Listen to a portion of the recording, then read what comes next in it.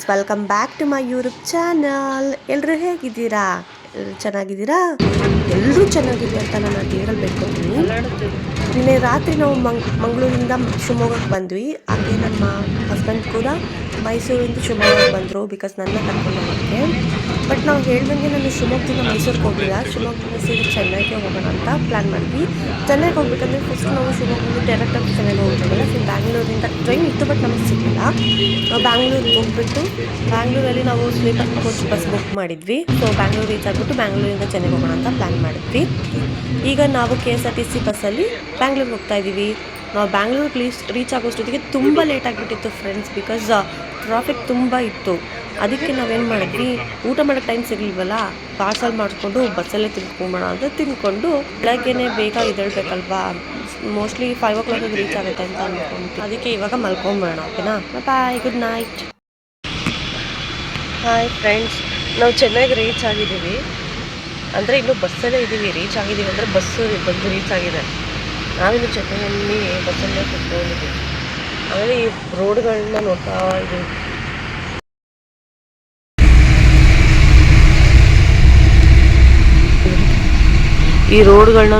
ಇದ್ದೀವಿ.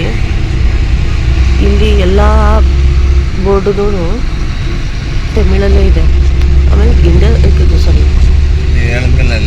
ಇಂಗ್ಲೀಷ್ ಇವಾಗ ಎಲ್ಲ ಬೋರ್ಡು ಇಂಗ್ಲೀಷಲ್ಲಿ ಇವಾಗ ಬಂದಿದೆ ಅನಿಸ್ತಾ ಇದೆ ಸದ್ಯ. ಅವಾಗಿಂದನೂ ಬರೀ ತಮಿಳಲ್ಲೇ ಇತ್ತು. ಎಂಥದ್ದು ಗೊತ್ತೇ ಆಗ್ತಿರ್ಲಿಲ್ಲ. ಯಾವ ಊರಲ್ಲಿದ್ದೀವಿ ಏನಂತಲೇ ಗೊತ್ತಾಗ್ತಿರ್ಲಿಲ್ಲ. ಇವಾಗ ನಾವು ಎಲ್ಲಿ ಇಳಿಬೇಕು, ಕೊಯಂಬೀರಲ್ಲಿ ಇಳಿಬೇಕಾ ಅಥವಾ ಕಿಲಂಬಕ್ಕಮಲ್ಲಿ ಇಳಿಬೇಕಾ, ಅದು ಇವಾಗ ಹೋಗಿ ನೋಡಬೇಕು. ಬಿಕಾಸ್ ಅದೇನೋ ಚೇಂಜ್ ಆಗಿದೆ ಬಸ್ ಸ್ಟ್ಯಾಂಡ್. ಮುಂಚೆ ಕೊಯಂಬೀಡಲ್ಲಿ ಇತ್ತು, ಇವಾಗ ಕಿಲಂಬಕ್ಕಮ್ ಅಂತ ಹೇಳ್ತಿದ್ದಾರೆ. ನೋಡಬೇಕು, ಎಲ್ಲಿ ಇಳಿಬೇಕಂತ ಗೊತ್ತಿಲ್ಲ. ಇಳಿದ ಮೇಲೆ ನಮ್ಮ ಅಂಬತ್ತೂರಿಗೆ ಎಷ್ಟೊತ್ತಾಗುತ್ತೆ ಅಲ್ಲಿಂದ ಅಂತ ಕ್ಯಾಬ್ ಮಾಡ್ಕೊಂಡು ಹೋಗಬೇಕು. ಫ್ರೆಶ್ ಅಪ್ ಆಗಬೇಕು. ಗೈಸ್, ನಾವು ಚೆನ್ನೈ ಬಸ್ ಸ್ಟ್ಯಾಂಡಿಗೆ ಬಂದ್ವಿ. ಫ್ರೆಶ್ ಅಪ್ ಎಲ್ಲ ಆಯಿತು. ಈಗ ನಾವು ಆಫೀಸ್ ಕಡೆ ಕ್ಯಾಬ್ ಮಾಡ್ಕೊಂಡು ಹೊರಡ್ತಾ ಇದ್ದೀವಿ. ಯಾಕಂದರೆ ಕ್ಯಾಬ್ ಮಾಡಿದ್ರೆ ಬೆಸ್ಟು. ನಮಗೆ ಸಿಟಿ ಬಸ್ಸಲ್ಲಿ ಎಲ್ಲಿ ಇಳಿಬೇಕು ಏನು ಅಂತಾನೆ ಗೊತ್ತಾಗಲ್ಲ. ಬಿಕಾಸ್ ಎಲ್ಲ ತಮಿಳಲ್ಲಿ ಸ್ಟಾಪ್ ಹೆಸರು ಬರ್ತಿದ್ದಾರೆ. ನಾವು ಎಲ್ಲಿ ಸ್ಟಾಪ್ ಅಕಸ್ಮಾತ್ ಆ ಡೆಸ್ಟಿನೇಷನ್ ಬಂದ್ರೂ ನಮಗೆ ಗೊತ್ತಾಗೋದಿಲ್ಲ. ಅದಕ್ಕೆ ಸುಮ್ಮನೆ ತಂಟೆನೇ ಬೇಡ ಅಂದ್ಬಿಟ್ಟು ಯಾಕೆ ಟೆಕ್ನಾಲಜಿ ಯೂಸ್ ಮಾಡ್ಕೊಳ್ಳೋಣ ಅಂತ ಓಲಾ ಮಾಡ್ಕೊಂಡು ಆಮೇಲೆ ಕ್ಯಾಬ್ ಮಾಡ್ಕೊಂಡು ಕೂತ್ಕೊಂಡು ಹೋಗ್ತಾ ಇದ್ದೀವಿ. ಆಮೇಲೆ ನೋಡಿ ರೋಡೆಲ್ಲ ಹೇಗಿದೆ, ಎಲ್ಲ ಸೇಮ್ ಬ್ಯಾಂಗ್ಳೂರು ತಾನೇ ಇದೆ ಅಲ್ವಾ. ನಮಗೇನು ಡಿಫ್ರೆನ್ಸ್ ಅನಿಸಿಲ್ಲ, ನಾವು ಯಾವುದೋ ಬೇರೆ ಊರಿಗೆ ಬಂದಿದ್ದೀವಿ ಅಂತ. ಎಲ್ಲ ಸೇಮ್ ಇದೆ, ಬಟ್ ಭಾಷೆ ಮಾತ್ರ ಬೇರೆ. ಚೆನ್ನೈ ಎಲ್ಲ ಅದೇ ಥರನೇ, ಎಲ್ಲರೂ ಒಂದೇ ಇಂಡಿಯನ್ಸ್ ಅಲ್ವಾ. ಜೈ ಹಿಂದ್.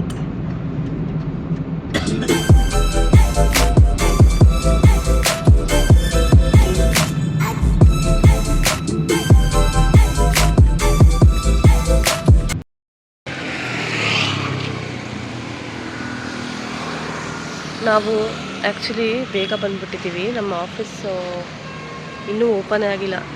ಈಗ ಎಷ್ಟು ಗೊತ್ತಾ ಟೈಮು? 7 o'clock.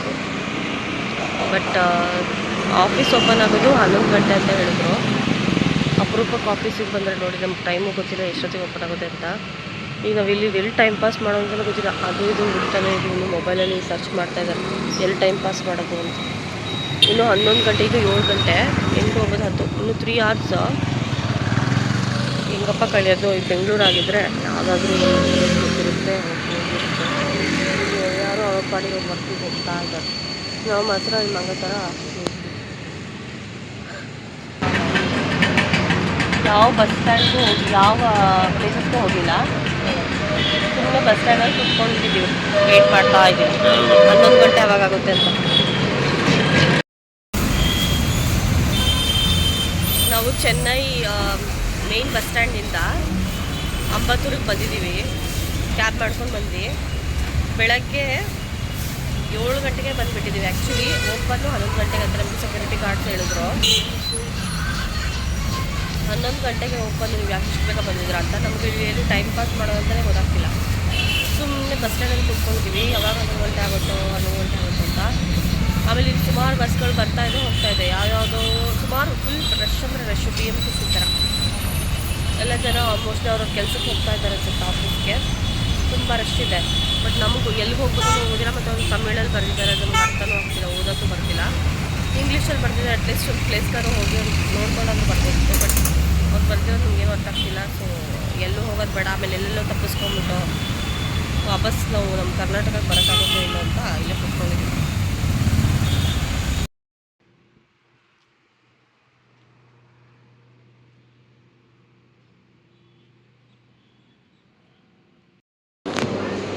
ಕೊನೆಗೂ ಒಳಗೆ ಬರೋಕ್ಕೆ ನಮ್ಗೆ ಚಾನ್ಸ್ ಸಿಕ್ತು.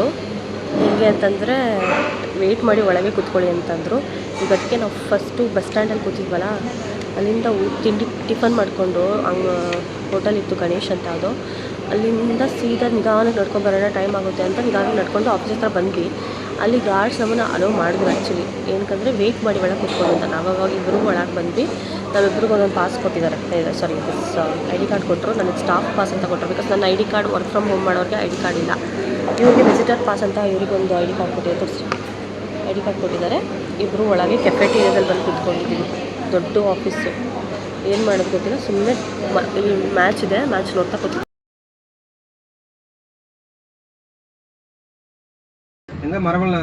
ಬೆಳಗ್ಗೆ 11 ಗಂಟೆ ಬೆಳಗ್ಗೆ 7 ಗಂಟೆಗೆ ಆಫೀಸ್ ಹತ್ರ ಬಂದಿದ್ದು. 11 ಗಂಟೆಗೆ ಬೆಳಗ್ಗೆ 5 ಗಂಟೆಗೆ ಚೆನ್ನಾಗಿ ಬಂದಿದ್ದು. ಬೆಳಗ್ಗೆ 7 ಗಂಟೆಗೆ ಆಫೀಸ್ ಹತ್ರ ಬಂದಿದ್ದು. ಬೆಳಗ್ಗೆ 11 ಗಂಟೆಗೆ ಒಳಗೆ ಬಿಟ್ಟಿದ್ದು. ಪ್ಲಸ್ ನನ್ನ ಇಶ್ಯೂನ ನೋಡೋಕ್ಕೆ ಬಂದಿದ್ರಲ್ಲ ಅವರು, ಆಫೀಸರ್ ಕೆಲಸ ಮಾಡ್ತಾರೆ ಅವರು. ಅಲ್ಲಿ ಸಿ ಪಿ ಎತ್ಕೊಂಡು ಹೋಗಿ 11:30 ಗಂಟೆಗೆ ಎತ್ಕೊಂಡು ಹೋದವರು. ಇವಾಗ ನಮ್ಮನ್ನು ಕಳಿಸ್ತಾ ಇದ್ದಾರೆ. ತಲೆಯೆಲ್ಲ ಕೆಟ್ಟೋಯ್ತು, ಎ ಸಿಗೆ ಕಿವಿ ನೋವು ಬಂದುಬಿಟ್ಟಿದೆ ನಮಗೆ. ಕೆಲಸ ಮುಗೀತು, ಇವಾಗ ನಾವು ವಾಪಸ್ ಮನೆಗೆ ಹೋಗ್ತಾ ಇದ್ವಿ. Back to Bangalore. ಚೆನ್ನೈಯಿಂದ ಬ್ಯಾಂಗ್ಳೂರ್ಗೆ ಬಸ್ ಬುಕ್ ಆಗಿದೆ. So we are going back to Bangalore, and from thereafter we are going back to our home now. But this is really bad day for me.